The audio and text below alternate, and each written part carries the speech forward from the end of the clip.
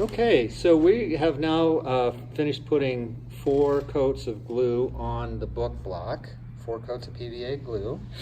And our goal was, in locking that up, to have the end of it be squared off like that. What I mean is, by comparison, this one happens to be flared out a little bit. So your goal is to try and keep it square. And a way to do that perhaps is to lower it down into the vise here a little bit, the clamp a little bit more, to make that happen. At any rate, our 4 coats now are dry, so we're ready to take the book block out of the clamp. So we'll just loosen both sides and take that clamp, take the book block out, and we have our cover ready to put on. And so we've pre-scored and folded both for the spine as well as for the flaps on both the front and back. So we're going to make sure that that's going to fit. So there we have the flap over the front and the flap over the back. And so then we can see that on the front we need to already have printed our cool design that's for the front of the book.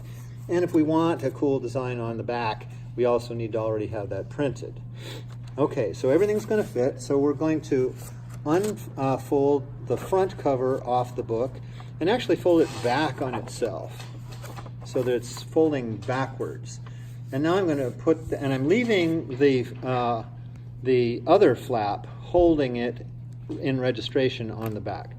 So now I'm putting the whole combination sandwich back into the press and tightening it up.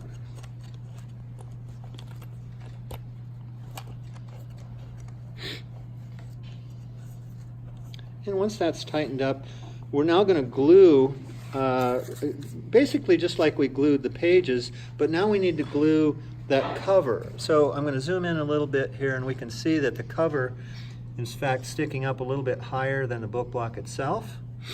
And we're going to glue all along the back as well as down in between the cover. So we're going to move it back slightly to get glue down in there. So we can dab it along there. Basically it's the same way that you were doing the pages already to get glue in there. It's just that we're also now going in between the back cover as well as on the spine. So we're going to do 2 coats like this, and then once that's done and dry, what we're going to do is fold the cover back on itself and put glue along about that much that you can see of the book block rising above the wooden clamp. We're going to put about that much glue on there, wrap the cover all the way around it, and clamp it up one last time, and then we should have a book. Okay.